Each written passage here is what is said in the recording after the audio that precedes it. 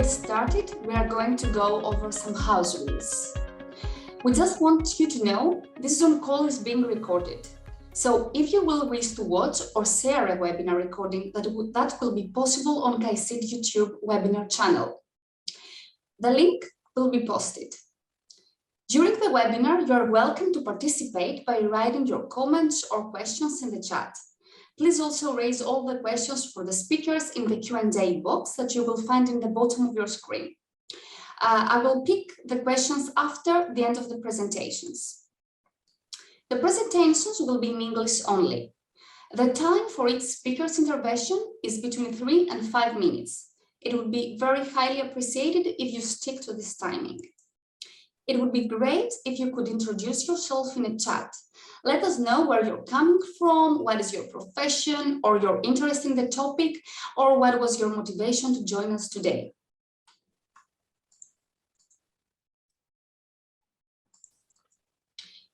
The Gender in Geopolitics Institute has found that although women have an important role to play in the transmission of cultural heritage, this does not translate into privileged access to high positions in the field of culture. Indeed, the latest figures indicate an underrepresentation of women in this sector. In line with this, and ahead of the upcoming International Day of Living Together in Peace, our theme today will focus on commemorating efforts around the world in strengthening women's empowerment through the preservation of sacred sites and cultural heritage. I will start with introducing myself. I'm Georgia Gleudi. I'm KAICIID e-learning courses moderator, and I have also worked with a bicommunal technical committee on cultural heritage in the island of Cyprus, aiming at preserving the cultural and religious heritage in both sides of the island. Today, I have the privilege to moderate this session. I'm also pleased to be in a great company of our amazing speakers. Grandmother Marie-José, who is joining us from Canada. We also have Lantana Doula, who is joining us from Nigeria. We're also delighted to be joined by Suadeka Aksun, who is joining us from the UK. And we are also in the great company of Zon Vanel, who is joining us from Indonesia. Warm welcome to everyone. We are going to go ahead and get started. Our panelists will be sharing their thoughts and experiences on 3 questions for today's discussion. The first question we will discuss today is, by looking at cultural and sacred sites, what can we learn about women's efforts in preserving heritage? Before we hear from our speakers, we would like to ask you, our audience, today, to share your own thoughts on this question throughout a poll.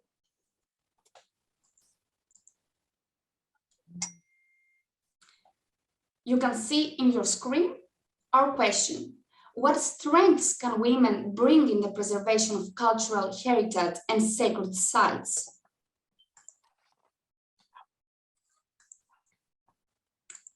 You have some minutes to add your own contributions and your own answers.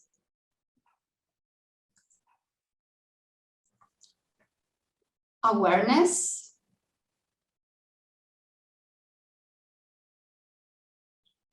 care, value, resilience, connection, resources mobilizers,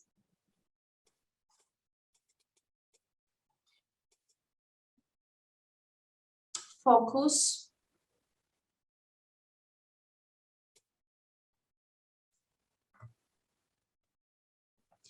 these are all excellent ideas. Community leadership, that's also very interesting. Dignity,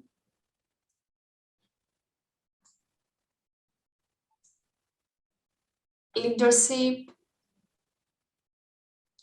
togetherness. Oh, that's really interesting. Knowledge, of course. Yes, these are all very interesting ideas, and I wish we could have a lot of time to discuss all these ideas in depth. And I'm sure that all these ideas will also be referred to our speakers' interventions. So thank you everyone for your contributions. It was great to see your responses and ideas and your mindset. We will now move to our speakers to start our discussions. First, we will hear from our first speaker, Grandmother Marie-José. Grandmother Marie-José, the floor is yours.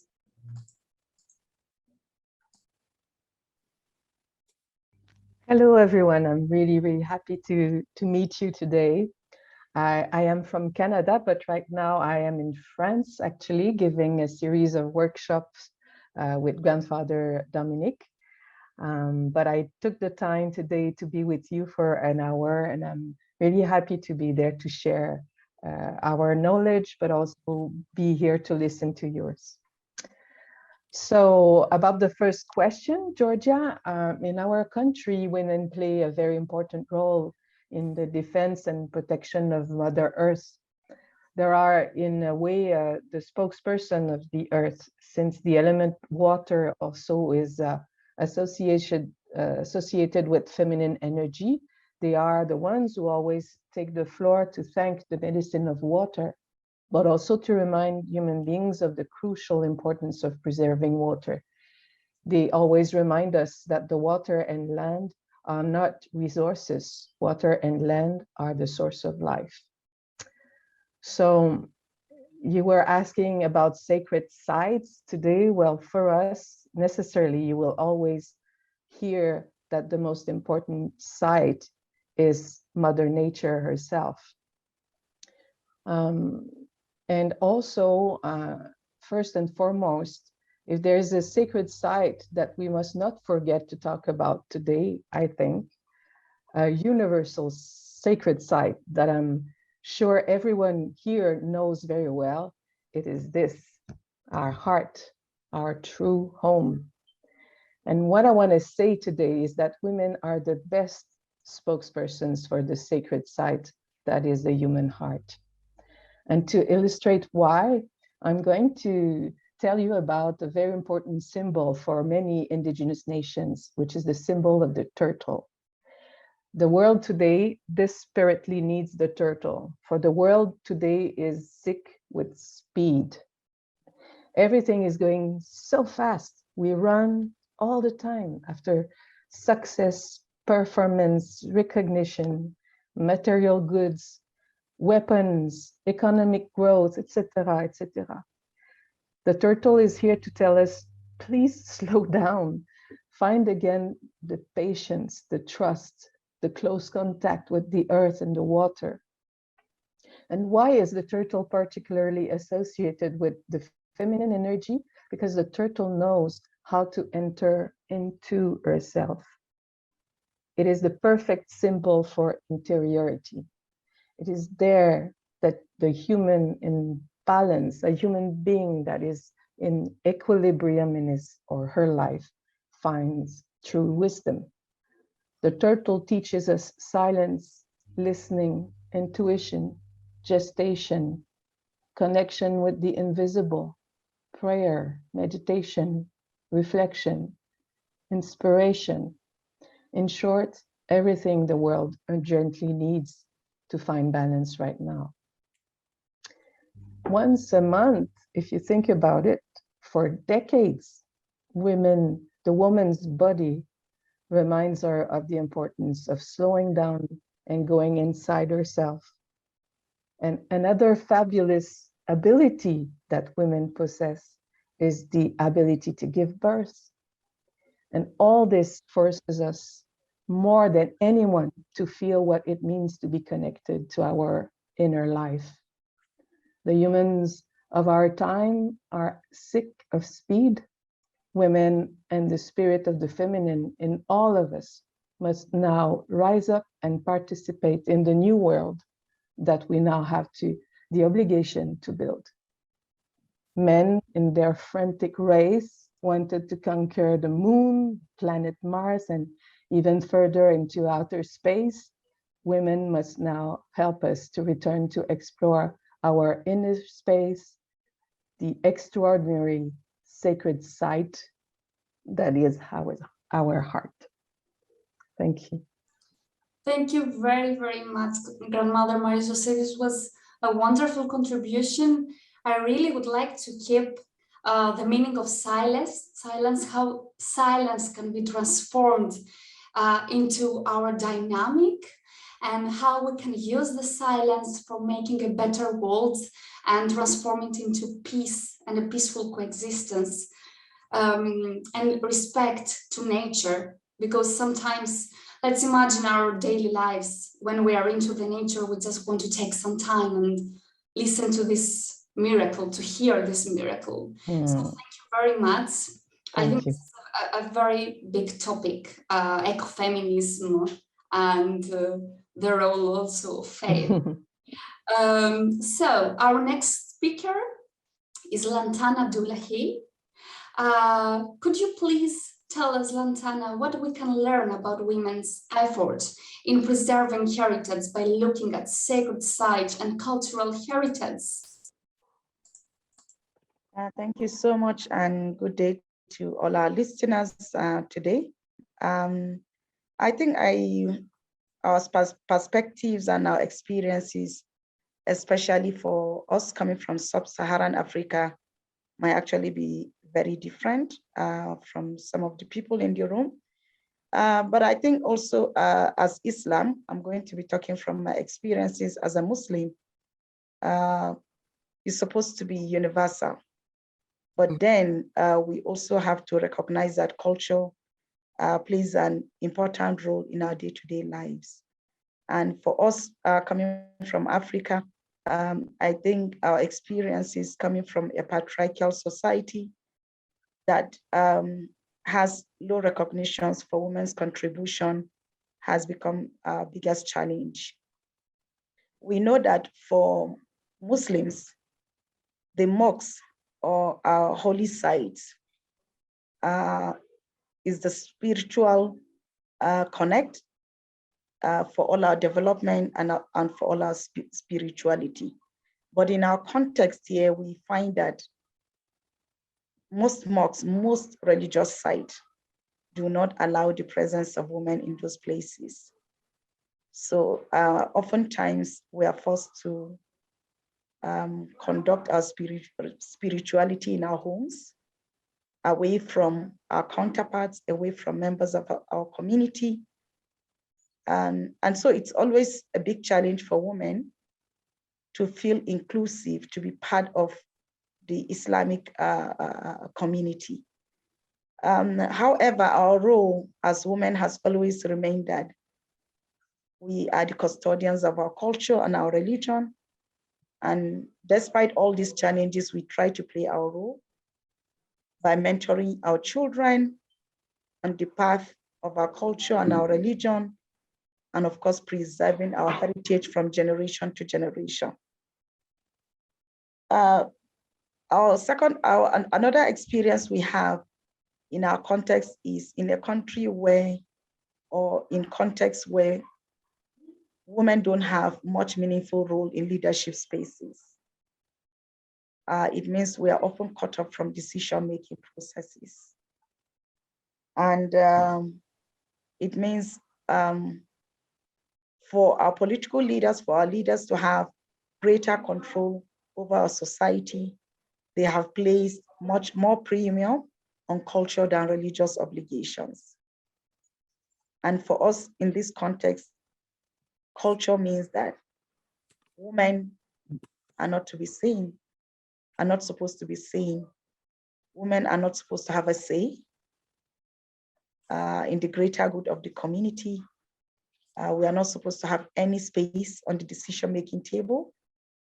And so these are challenges that every day we wake up to, and we try to find a means of navigating these bridges to making sure we achieve and maintain our spirituality, first as people of faith, but most importantly for our own spiritual development. Women are foundational teachers, and I think that's what we try to play. But I think for us, culture has played more role than it is supposed to be. So in terms of preserving our cultural and religious holy sites, I think in our context, women play more greater role because we make sure that these spaces are preserved and are passed from generation to generation. It is women that you see going to clean, to arrange these sites, to making sure it is conducive and safe for all places. One bigger experience we have is that holy sites are supposed to be places of refuge. But because of the historical context we found ourselves of violent conflict, they have also been desecrated. We have seen places of worship being destroyed, being bombed, churches and mosques, both. People who run there for refuge are burned alive in those places.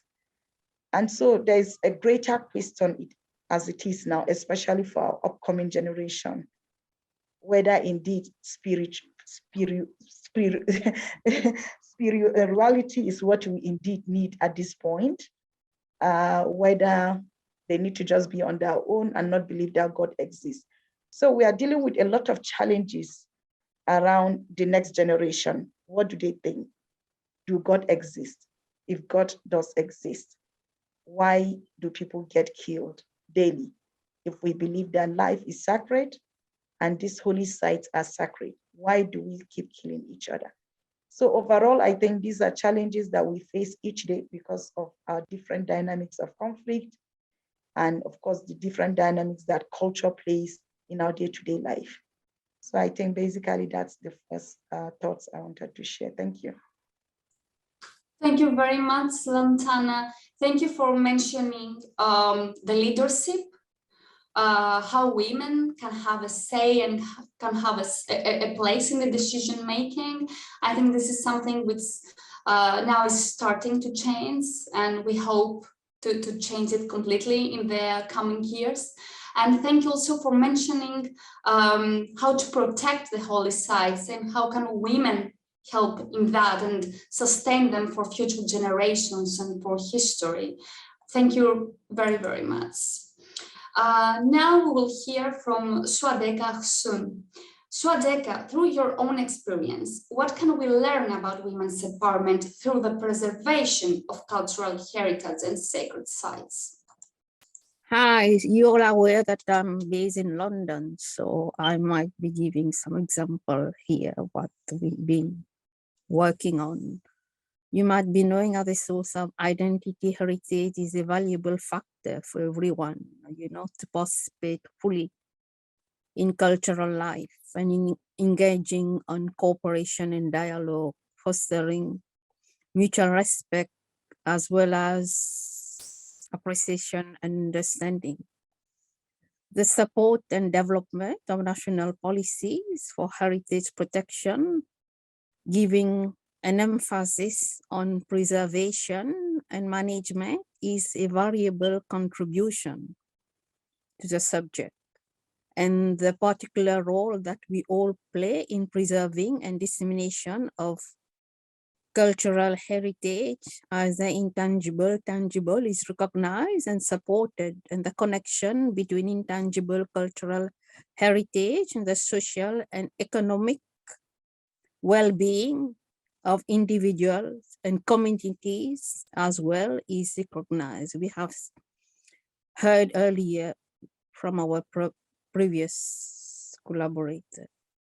And as such, women contribute a great extent in this collective cultural debate, maintaining links, striving to offer a contribution in diverse forms and languages, engaging with a wider audience in identifying and documentation of heritage, research preservation, promotion, enhancement, transmission, as well as revitalizing the various aspects of it. In London, there is various type of musical research, organization of exhibition, presentation, publication, films, and theater production. All these offer diversity of perspective, opportunity for polarization that highlight the rich documentary heritage collected and preserved through years of work. The knowledge and appreciation of site evidence, historical and artistic significance is a methodological basis for protection. As such, women has been contributing for such a long time on these various processes. And Muslim art culture festivals celebrating Muslim heritage, diversity, the notion of Muslim feminism, as we have heard from the others, emphasize the need for modesty, and as such, Muslim women lifestyle media in creating digital space of belonging that can transcend local, national, international spectrum. Muslim women's role in digital and social organization and the continued rise of Islamic cultural industries as well as digital transformation, offering technological advancement, facilitated feminist movement, engaging more women in discourses, as well as a politic of identity and belonging. And while maintaining cultural diversity through education and training, an understanding of the cultural heritage of various communities help with intercultural dialogue, encouraging respect for other way of life, enabling women participation in a wider scale.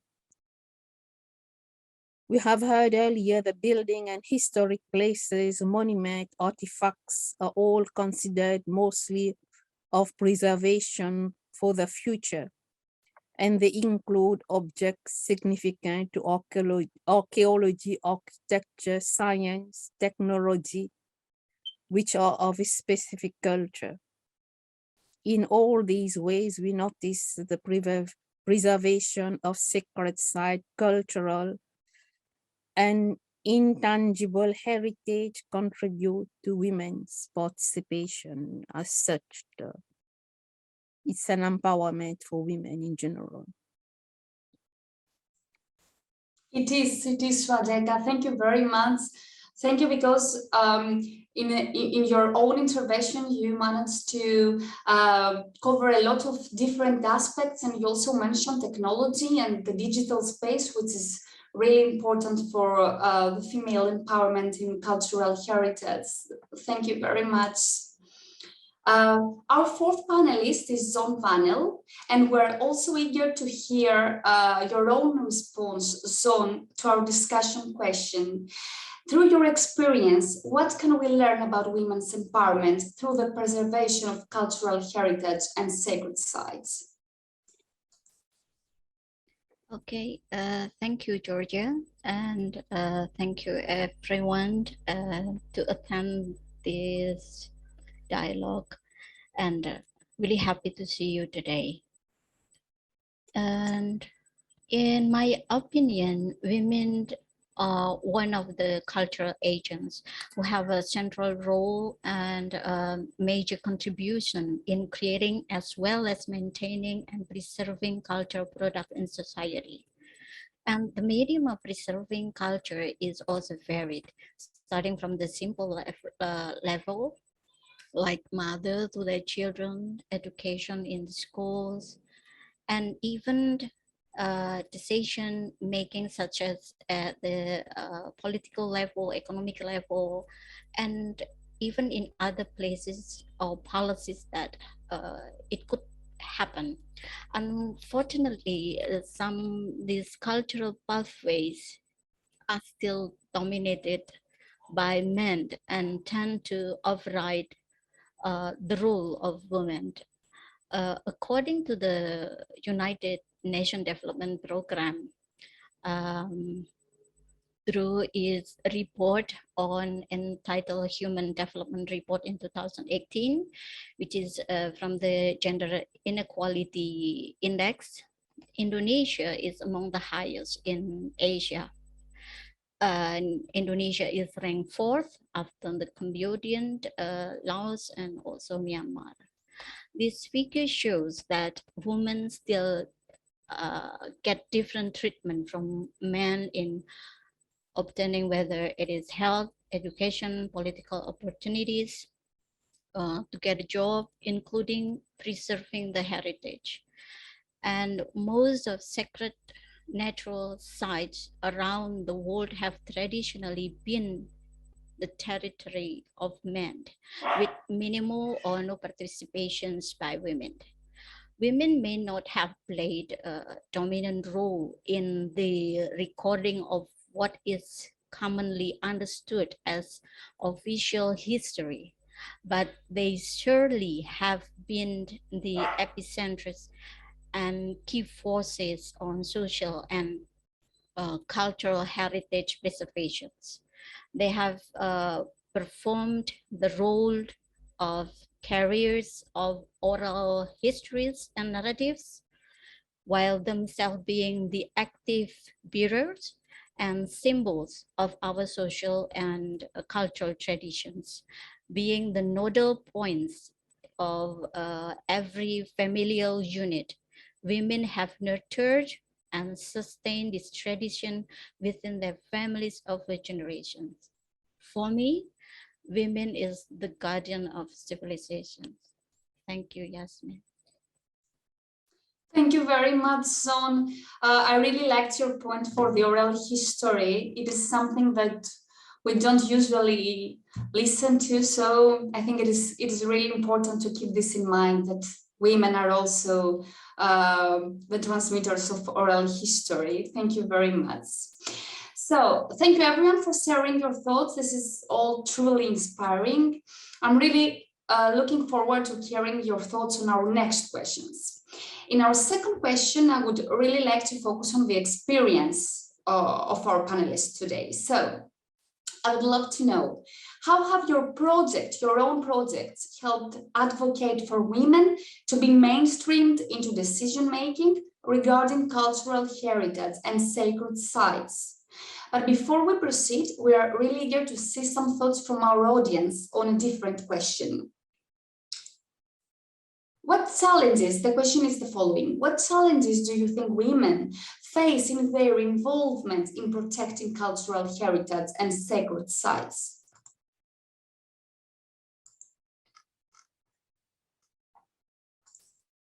Looking forward to reading some thoughts.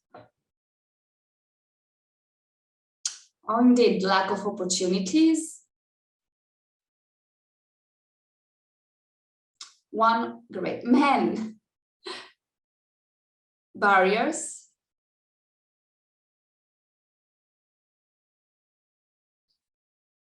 Time, yeah, that's also very important. And exclusion.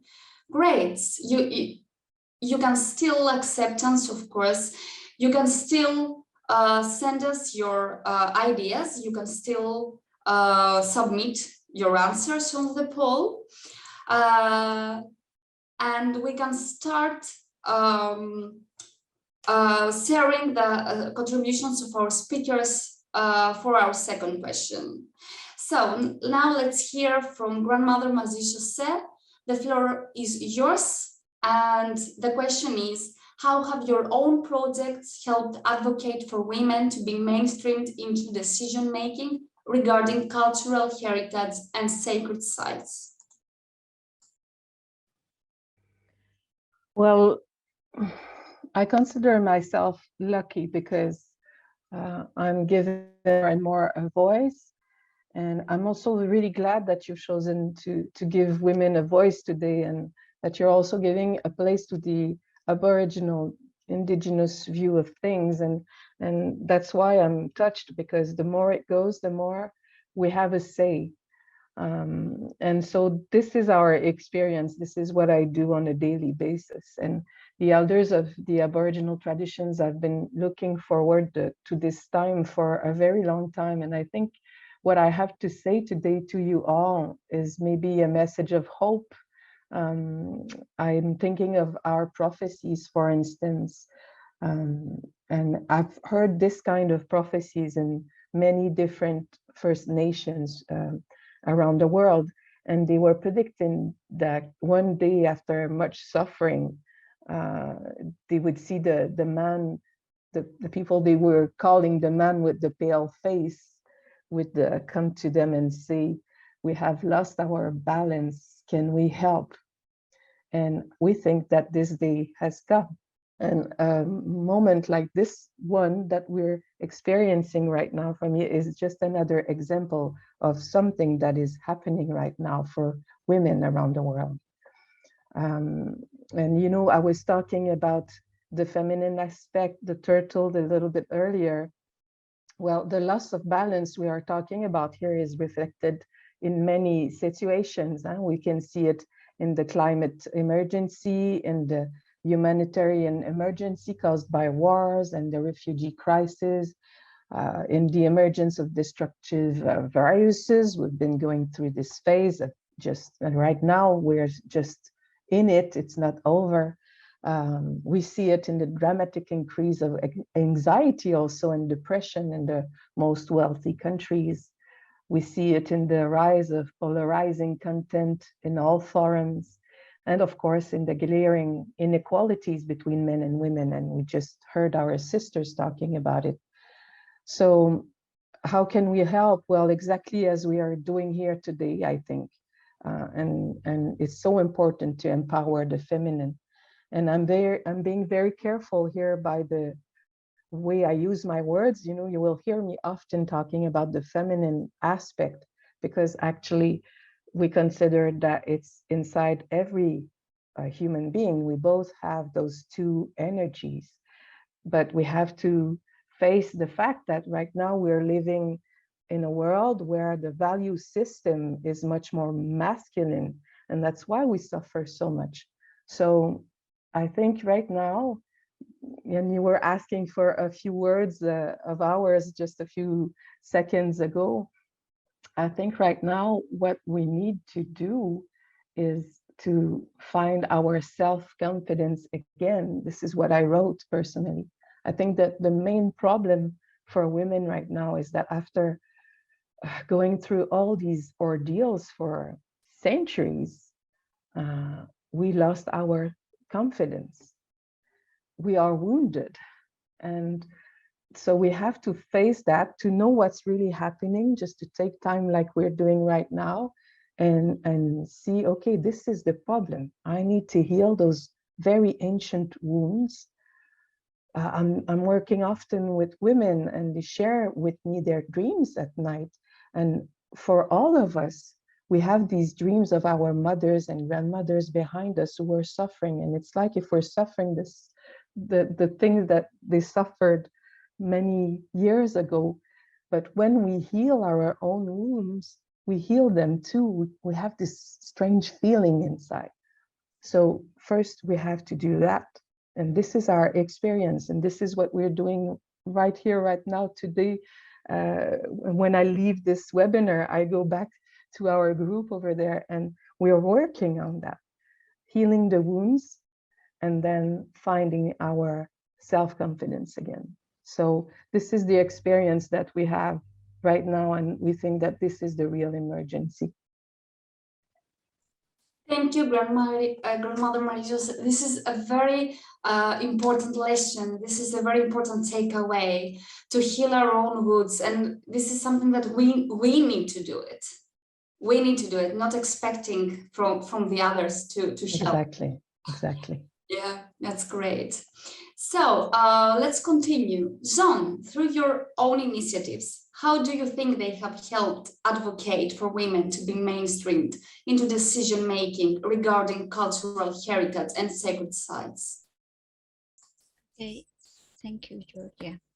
So I would like to share a little of my project and how I, as a woman, try to preserve the heritage with my expertise in technology and indirectly influence the public opinion by my projects. So my project title called DigiStops, which stands for Digital Storytelling for Protections of Sacred Sites. In the constitutions of the Republic of Indonesia, it is stated that the country protects the rights of every citizens to embrace and carry out their respective worships. However, in reality, citizens often face threats and of safety when carrying out their prayers in the form of terror bombs. So especially during the holiday celebrations, whether you are a Muslim, Christians, or Hindus or Buddhists, we usually having this frightened during this holiday celebration because of the terror bomb. And there is no exceptions for the Buddhists, who only less than 2% in Indonesia. And there is the biggest Buddhist temple in Indonesia, which called Borobudur, which in 1985 was bombed and caused major damage to the Buddha statues. In the years that followed every Buddhist celebration, Borobudur was always heavily guarded by the police and armed soldiers. And besides, many Buddha statues, stupas, and reliefs were stolen and sold on the black market. So based on the above background and in support of the SDGs, which is ensure the inclusive and equitable quality educations to promote lifelong learning opportunities for all, it is very important to educate in my target is teenagers, children around 12 to 15.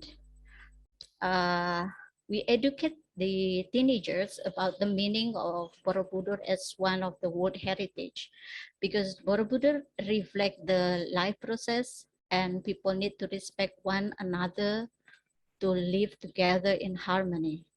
And through this project, we choose public junior high school at that time, so it is a formal educations. And the choosing of this school as a project because it is integrated by the city major as an inclusive school in the city, and based on my previous project with the KAICIID, this school also adapt the knowledge of alternative narratives as prevention of hate speech in their schools. And at that time, I thought the combined the use of storytelling and using the digital technology, which is using the Adobe Premiere software in expressing their message and ideas about the ongoing situations and conditions into mindful narrations to protect the sacred sites. At the end of the project, the teenager will upload the digital storytelling products at the school websites, and it is work, especially after the school published it on the official website. People become aware that preserving the heritage means preserving tomorrow. Thank you. Thank you very much, John. Especially, nowadays education is very important on this topic, especially in these sensitive ages. When they are teenagers, it is really important and empowering for them. Thank you very, very much. Now we'll hear from Swadeka.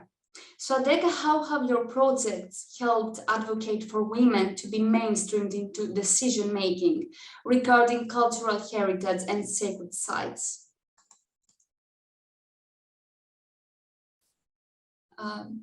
Swadeka, you are muted. You can unmute your microphone.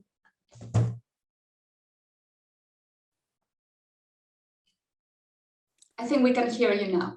Yes, as I mentioned earlier, our efforts here is engaged on local, regional, national, and international cooperation and dialogue, fostering mutual respect, appreciation, and understanding, and on efforts and support development.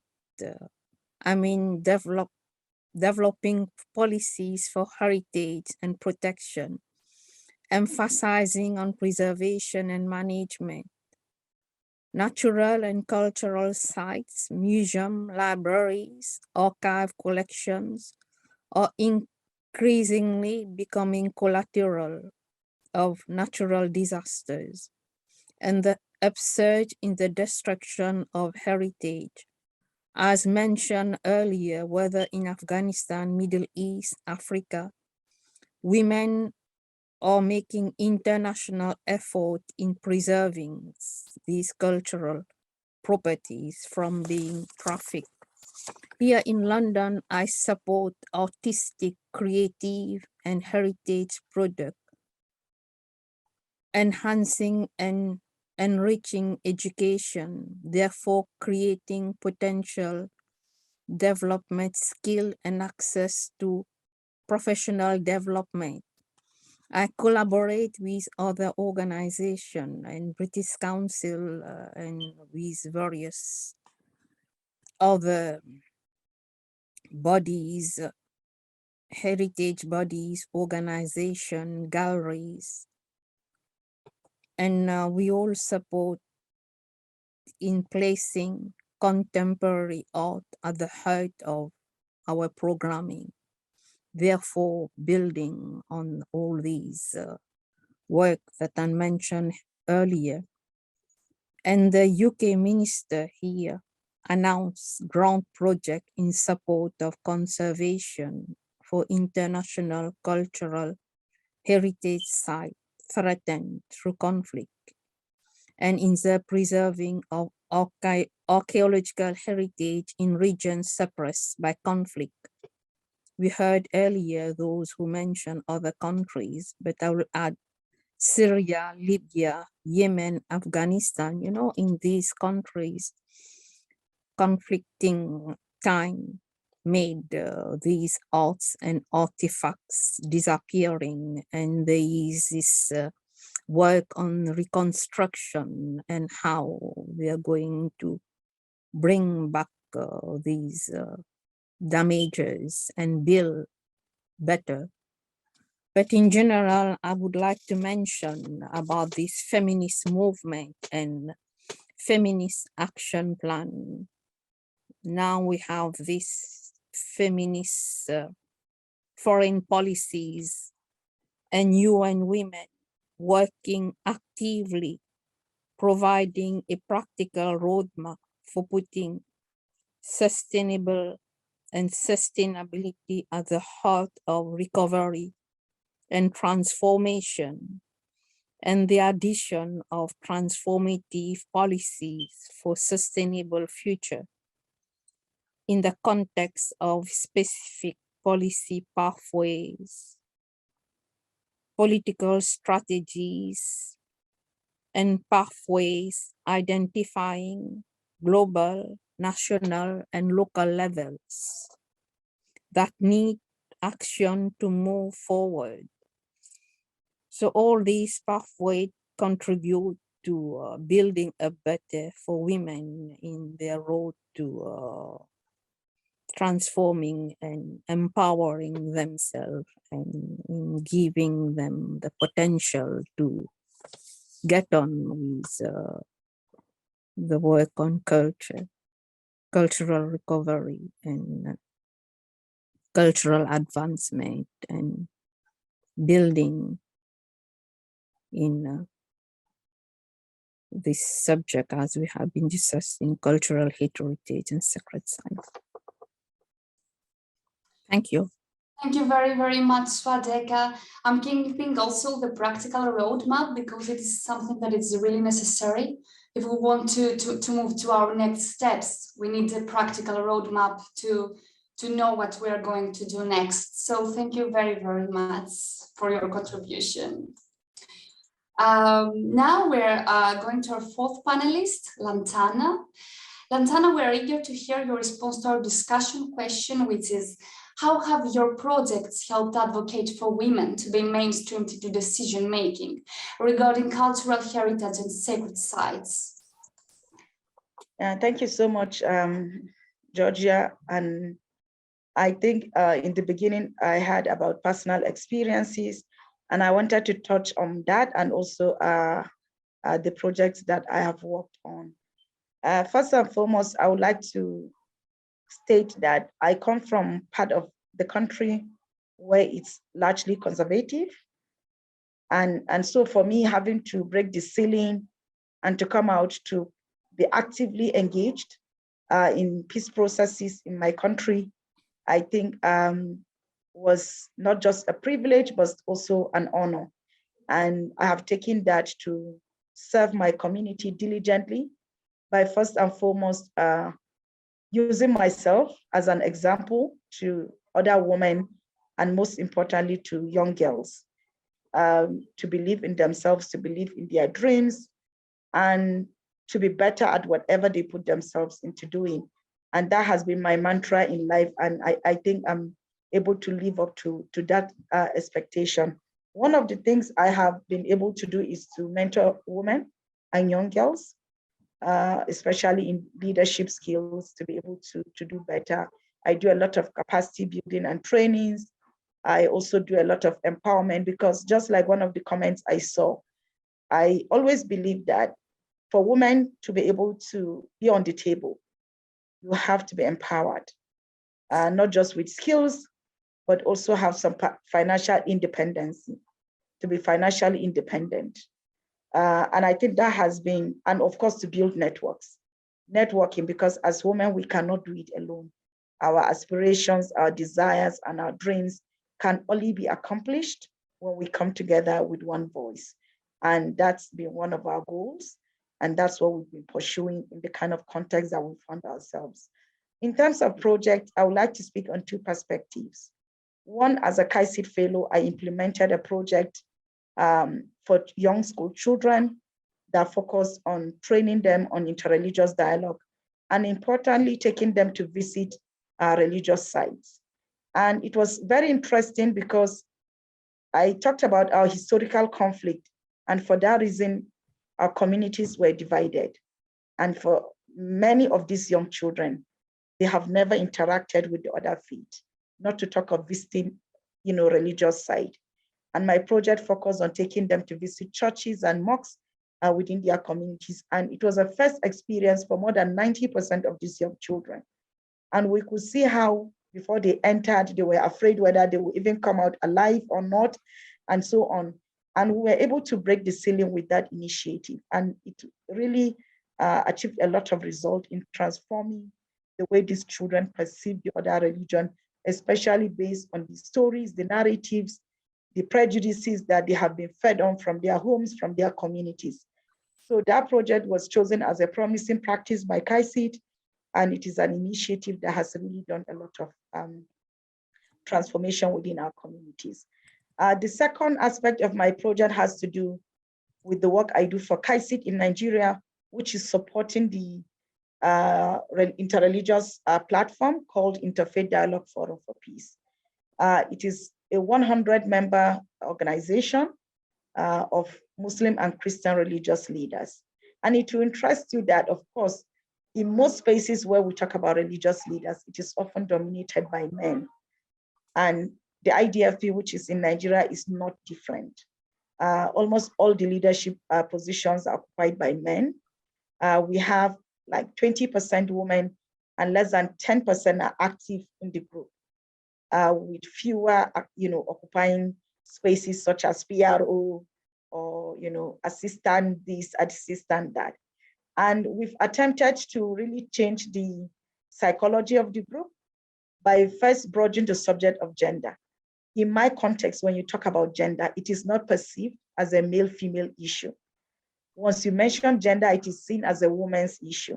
And so for these religious leaders, once we talk about gender, it is a no-go area. And that's a battle that we've been fighting with. An initiative we started was to start supporting the national platform through KAICIID to implement a gender-focused project, training them on gender issues, on gender mainstreaming, and of course, women's participation in leadership. And I think that was one of the things we use as an entry point. Secondly, we have done a lot of work on, done a lot of work on interreligious dialogue. And part of our approach to interreligious dialogue is to also make sure that there's representation by women in key of the spaces. And currently we're working on a project on protection of holy sites. We started with the webinar and it was an eye-opener. A lot of our conflict in Nigeria is religiously biased, sensitive. It's more about religion. And so unfortunately, we've not done a lot on protection of holy sites. Yes, we have had some international support to other organizations working on protection of holy sites, but our approach is to say, let religious leaders take this initiative and implement it. Because the more they are able to own these spaces, to own these processes, then we are going to be assured of sustainability and durability of the approach. And that's what we are using. We started with webinar. We are hoping that with KAICIID support, the IDFP in Nigeria can go forward to go to grassroots communities, because the problem is more in the grassroots communities. That's where, for many of the women and platforms and actors who are at these urban and city centers, they are more aware, they are more empowered. They have easy access to information, especially on digital spaces. But when you go to our local communities, where in Nigeria, more than 60% of our communities are rural based, that's where the empowerment is much needed. And our intention is to take this protection of holy sites project to the communities. And in that case, we're going to link up with women to empower them to take more stronger role in the preservation and protection of our holy sites, to also be able to take, to challenge the narratives that they are being fed, especially by religious leaders, about the supposed role of women in their religion. So basically, these are some of the intention we plan to do. But ultimately, I think we are making some good progress. Of course, we are not yet there, but we are hoping with continuous support, with continuous engagement, we'll be able to break the ceiling and have more sensitive, approaches to, including women in, these issues that we're talking about. Thank you so much. Many thanks, Lantana. As Yasmin wrote in the chat, your projects as a KAICIID Fellow are truly inspiring, and I'm sure that they have a life-transforming effect on your local communities. Thank you again. So thank you everyone once again for these great contributions. And as we are an all-female panel today, our third question aims to reflect on how the preservation of sacred sites and cultural heritage can contribute to women's power. I think that Grandmother Marie-José may start first. The floor is yours. To finish with, I wanted to share with you a story, something that happened to me a few years ago. Grandfather Dominic and I were invited in the Vatican. It was to talk about the environment. And we were, I think, about 60 people attending this meeting. We were people from the first nations, the first peoples of the world from different countries, scholars, people representing the political environment or business, and of course, bishops and cardinals were attending. And so we were supposed to talk about the earth. And as I said, for us, this is our sacred site. This is I think we are the advocate for the earth, the best advocates in the world. And actually, that's why the Pope was inviting us, because he knew that we had to hear the indigenous voice for that. So the meeting starts, and there was an agenda, and there was a bishop who started reading the agenda, and then grandfather just gives me a kick and he says, but they're not praying. How can we start a meeting like this one without going into our heart and center ourselves? And I was like, just, shh, that's fine, that's fine. Let's respect their way of doing things. But that it was stronger than him.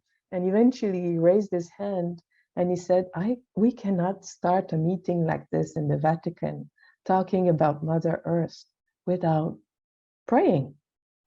And then he asked all the women who were present that day to stand up.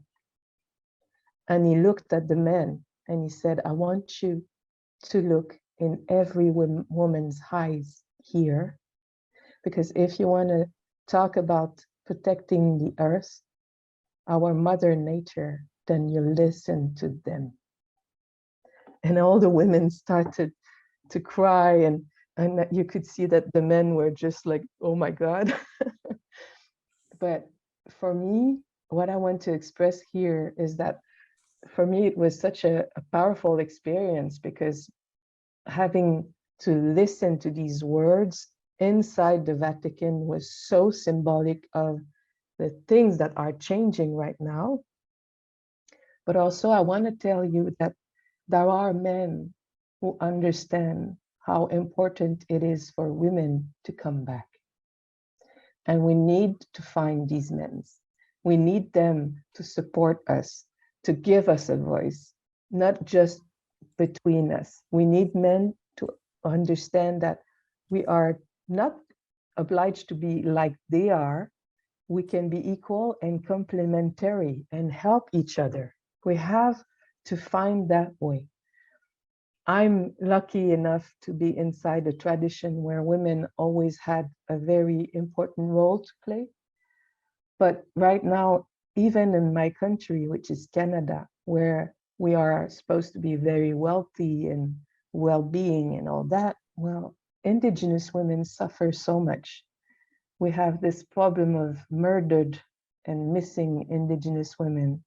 And I think it's a symptom of all what we do right now to the feminine everywhere on the planet. And we can listen to your testimonies today, and it's the proof that it's still so hard for many of us. But I wanted to finish our meeting today with this story, thinking that maybe that should give you a little bit of more courage and hope for the future. And I agree with Lantana, it's very important to empower us all, but also the younger generation. And maybe one day for them, things will start to be a bit more different. Thank you very much. Thank you very, very, very much. I would like to focus on what you said, that we do not need to exclude men. That's it. We need to be together in this. We need to achieve this together. We need to be trained together. We need their help and they need ours. So yeah, I think this is really important. However, we have to say goodbye to Grandmother Marie-José because she needs to leave this webinar a little earlier. We were very proud of having you with us, and we will be really thank you very much glad to join us again. Thank you very, very much. So I'm to our group, and I'll tell men to listen to women much more again. Thank you very much. So. We need Goodbye, to everyone. Bye. Thank you very much. Thank you for inviting me. You're welcome. And good luck to every one of you. Bye-bye. Thank you. Bye-bye. So before proceeding with our next speaker, let's take also your opinion. Let's have another poll question. How can the preservation of sacred sites and cultural heritage contribute to women's empowerment? We would like to read your own thoughts. You can submit your answers on the link, which is in the chat box. Looking forward to reading some ideas. Community role.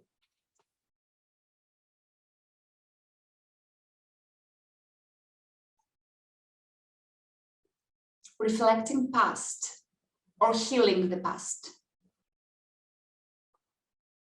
women in history.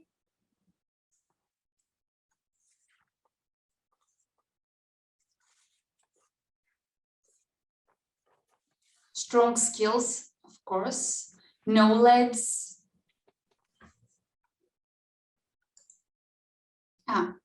Great ideas. And I think that they are all very important for empowering women. Grassroots presence, yeah, a strong grassroots presence. Voice, own heritage, yeah, definitely. Sense of ownership, also very, very important. Crucial, I would say. Great, these are all great ideas. Thank you very much for sharing. You can keep sharing your ideas in this link. So let's go to our next speaker. Let's move to our next speaker, Lantana. The floor is yours. And the questioner is, how can the preservation of sacred sites and cultural heritage contribute to women's empowerment? Thank you so much, Georgia. I think I always like to bring it home to my context. Unless there is peace, women cannot talk about their empowerment. Peace is the basic need that allows men to achieve their full potential. In my own context, where religious sites or cultural heritage are not safe from destruction, then that affects not just our well-being, but also our spirituality. And so I think in this regard, it is important that we keep emphasizing on the fact that no religion or faith can exist in isolation of the other. We need each other to be able to survive, to grow in our faith, and most importantly, for women to achieve their full potentials. Some of the work that is mostly focused on in my context is that each religion tries to preserve its heritage or protect its sites in isolation of the other. But when conflicts happen, then we come out to destroy each other. But if we are able to bring these religious people together, the different religious groups, the diverse groups together, to see that religious site is sacred for all and needs to be protected at all times by all, that we are all stakeholders, we're all partners, then I think we can be able to grow and allow women to aspire. So I think that's one approach. The second approach for me, I think, is awareness. I think we have spoken around awareness. I've spoken about women who don't have access to the right information, to the right education, unless what is being told by their leaders.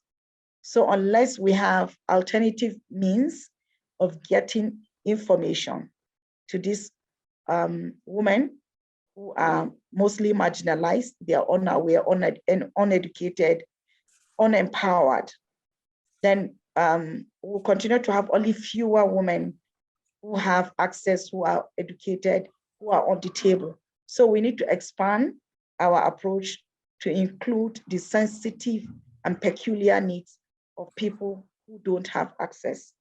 And I think we also need to make IRD an important component of the way of life of people.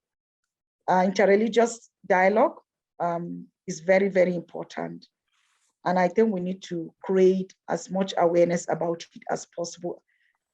In my context currently in Nigeria, there is a brewing debate. It's a huge debate, especially from the Muslim community, about whether interreligious dialogue is right or wrong, whether the Holy Prophet practiced it or not.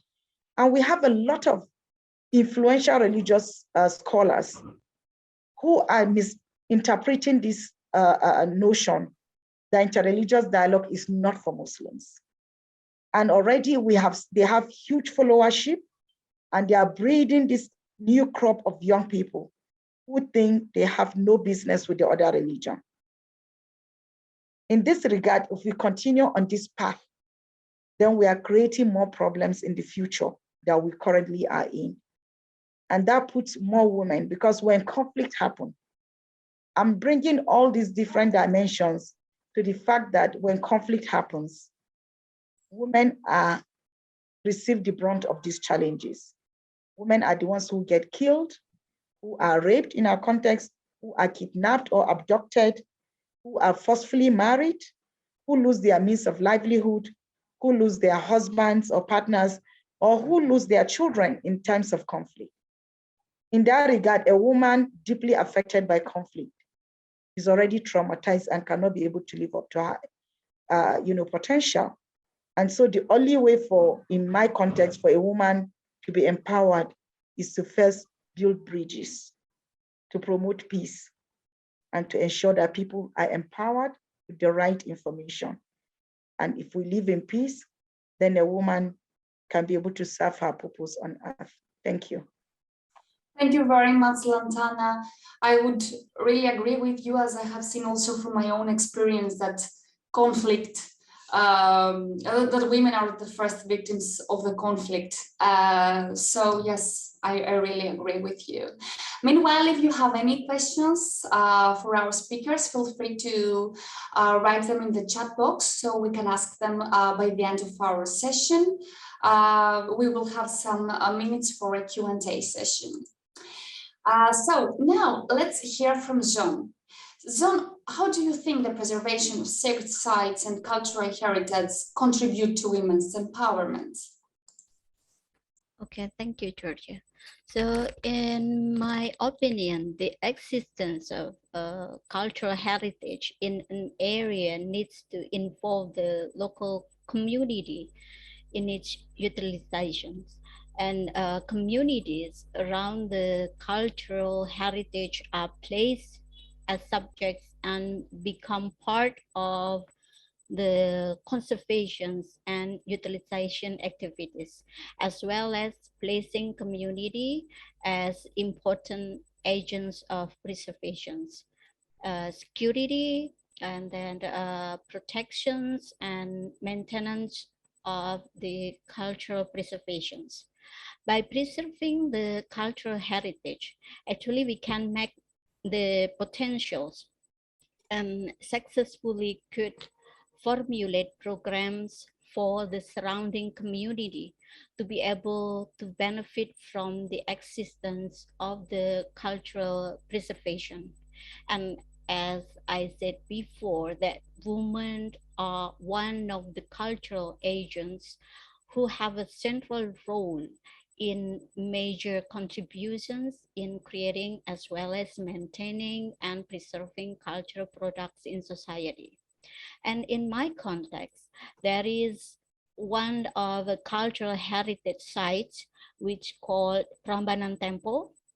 It's the largest Hindu temple in Indonesia. And women preserved it by regularly performing Ramayana ballet performance periodically. And the performance of the ballet, most of whom are Muslim.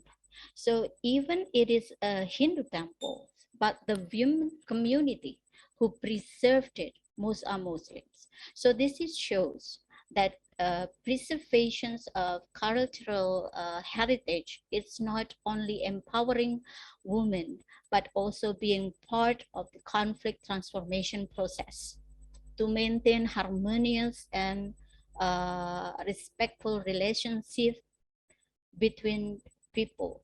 So this is a proof that women play a key role in the area of preserving the heritage and nurturing life and also empowering others. Thank you very much. Thank you very much, John, for bringing this example. Thank you very, very much. So now let's move to Swadeka. We will hear from Swadeka. Tell us more about how you think the preservation of sacred sites and cultural heritage contribute to women's empowerment. Yes, here in UK, with my collaborative work with various institutions, organizations, especially the British Council, the museums, the other galleries, researchers, and etc. We notice that women play a role in identifying and the documentation of heritage, of the research, preservation, promotion, and as well as its transmission and revitalizing various aspects of it. The contribution, you know, in practical aspect, they contribute in the deployment of cultural theme, including heritage in crisis, in the safeguarding to humanitarian crisis, integrating the concept of humanitarianism with community approach, as well as the coordination of funds, wherever there is a distributions of work going on nationally and internationally, there is always ways to coordinate the works before implementing it. So the contribution and collaboration help in emergency response these days. The conflicts are quite intense and ongoing. We have been witnesses this all the time, you know, and they engage in actions in various capacity. I mean, national action plan playing significantly and contribute to the landscape where it is local, national and international, and wherever it is a landscape they have inherited themselves. In this conflicting period, they take community action plan, working collaboratively with agencies. I mentioned that I contribute my work collaboratively, but the UN system also is specialized in the field of discourses and mechanisms. The development of leadership program also is quite important, and women is playing a big role, such as heritage, professional development, the development of multilingual tool to protect heritage and various others tools. They have peace builders, humanitarian peace builders, standardized training based on methodology, promoting interlocking culture aid to be participant in cultural recovery, wherever it is applicable. When I said whether it's applicable, I mean, we have witnessed the conflict going on in Syria, in Yemen, in Libya, in war-torn countries.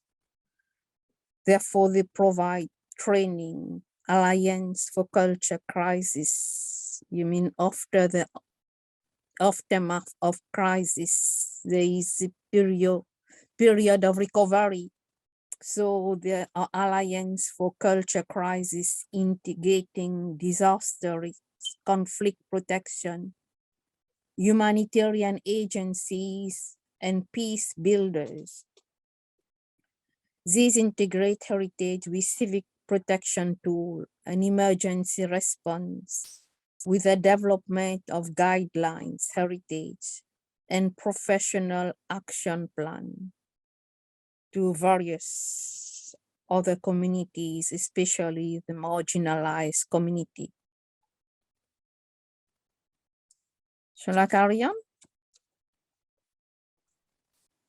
So we have seen the role that women is playing in documenting and preserving and revitalizing various aspects of these heritages within the cultural and historic sites.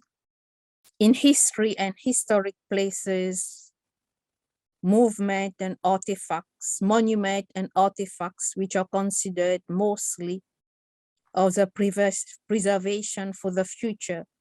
They include objects significant to archaeology, architecture, science, and technology, of a specific culture, and women are playing a great role in identifying these various areas, either in history or historical movement. I cite an example, and in the history of Islam, we have seen the examples of important women and their contribution in the history.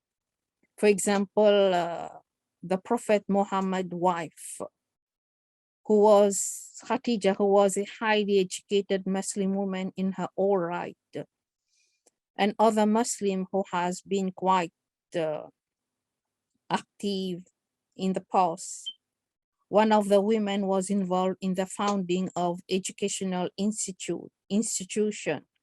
Fatima al-Fahri established the University of the Al-Hawin, which is found in Morocco in the early history, 859 CE. And we notice the university remains secondary to UNESCO, the oldest continually running university in the world. We notice women's effort in engaging on international cooperation and dialogue, and the appreciation of understanding and support for developmental and national policies, which emphasized on these issues, especially preservation and management. Natural and cultural sites, museum, libraries, archive collection, or the world increasingly becoming collateral victim of natural disasters and armed conflict, the upsurge in the destructions of heritage. As I mentioned earlier, whatever it is in Afghanistan, Middle East, Africa, women is leading international efforts in preserving pillages and the protection of this cultural property. Women play a role in building network of professionalism, community-based and civil society actors, both in disasters, either in conflict disasters or natural heritage disasters, going to the World Heritage List. I mean, women are playing in these efforts, bringing natural heritage, going to World Heritage List, as well as collaboration and cooperation and the role of peace building internationally. It's all right. Thank you. Thank you very much, Swadeka. Thank you very much. With your own intervention, we just closed the cycle of our interventions, and I would really like to thank you all for these insights in our topic. I would like to keep all the things that you said, but in my mind, I would like to keep that empowerment, partnership, education, confidence, and values are very crucial, are keys for our empowerment, for preserving the cultural heritage. And we have to start seeking and finding ways to foster our roles, to strengthen our role to cultural heritage, to the preservation of cultural heritage, and to start empowering each other. So thank you very, very much. I think that your words were truly inspiring. However, we have one question from one of our audience members. I can ask you the question, and whoever wants can answer it. It would be great if we could hear just a few words, a few remarks from you. So the question is, what steps can young people take to get involved in heritage preservation projects?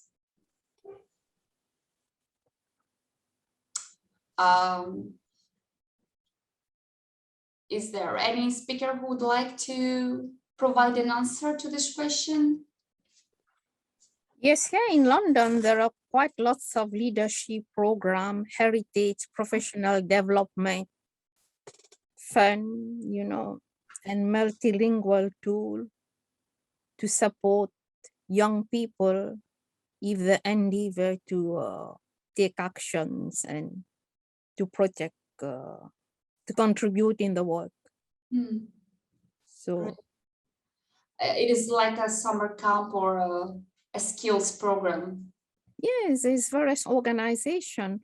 I mentioned earlier how the minister himself provide grants and so there are various ways of maintaining disciplines in these areas.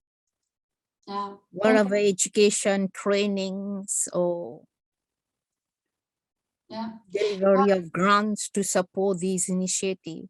And opportunities given. Opportunities as well. Yeah, that's the great. British Council, you know, they support these initiatives. They collaborate in a wider scale, nationally and internationally.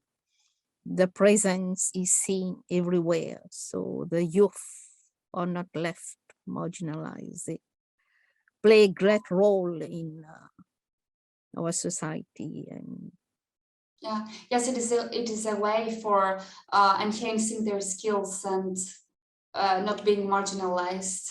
yeah. Right, it's a good way.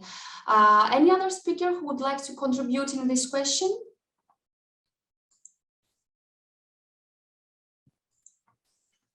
Okay, may I? Of course. Yes, in my context, sometimes we face several problems since we know that this world full of male dominations. And for myself, in my context, I prefer to preserve the heritage based on my expertise. I know that my expertise in technology, but the next generation is children. So children not should be marginalized. Children is a good target for the heritage preservations by awareness. So we could make such as an advocacy campaigns, like as my projects. I make digital storytellings. It's part of the advocacy campaigns, how we could preserve the heritage. Because if we lack of money, but we have gadget, we have to utilize the gadget by providing them the skill to editing the videos and etc. There are some communication tools that we can reach out the target audience and the target markets. So I think by mobilize the children as part of these preservations, it could help much, just like what I do. Why? Because once we preserve the children, we preserve the future. We preserve the past, we preserve tomorrow. By teaching them, they will share it to their peers, to their families, their teachers, and etc. And they're circulating in this fast world. I know we live in the disruption era, but the children have their own circle that today we call them the metaverse. So we have to reach that metaverse to preserve the heritage. That's from my context in technology. Thank you. Thank you very much, John. Any other speaker who would like to add a few words in this question? Okay, great. I just would like to make a short comment on this about youth. I also worked on a youth heritage ambassadors in one of UNDP, and it was really interesting to see how youth were mobilized to advocate and to protect their own cultural heritage, and also how to use it as a peace building process. So as we are coming to an end, I would like just to say a few words. I think that it was a unique learning experience to hear all these things and these thoughts from you. I think that it was also a unique lesson that all women should be united, but also that men should be united with women and try to empower them and try to achieve equality and try to achieve the sustainable development goals. And also that education plays an important role in strengthening women's role.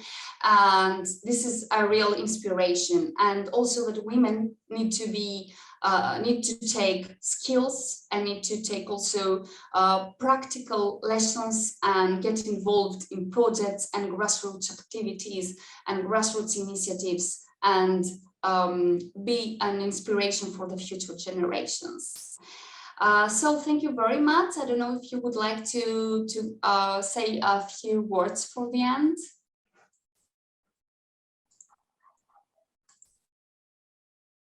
Lantana, perhaps you. Okay, thank you, Georgia. Thank you to the team that organized this activity, and of course, to all the panel discussants. It has been a great day listening to everyone and a learning process for me as well. And I think for me, my last word will be that we need to recognize the influence of religious leaders, especially in some of our communities, some of our countries, and to begin to design ways that we can support them to make meaningful contributions to their communities and to serve as tools for the accompaniment of their communities in their search and quest for spirituality and of course growth. So I think I know that KAICIID's main target audience are religious leaders, but I also want us to see how we can design tailor-made activities for each context, because we are all different and we need to serve our communities based on their needs. And I know that in my context, religious leaders are an important resource for peace building, for bridge building, and for the development and growth of our society. Thank you very much, Lantana, and I would like to thank our participants today who were here with us and attended our webinar.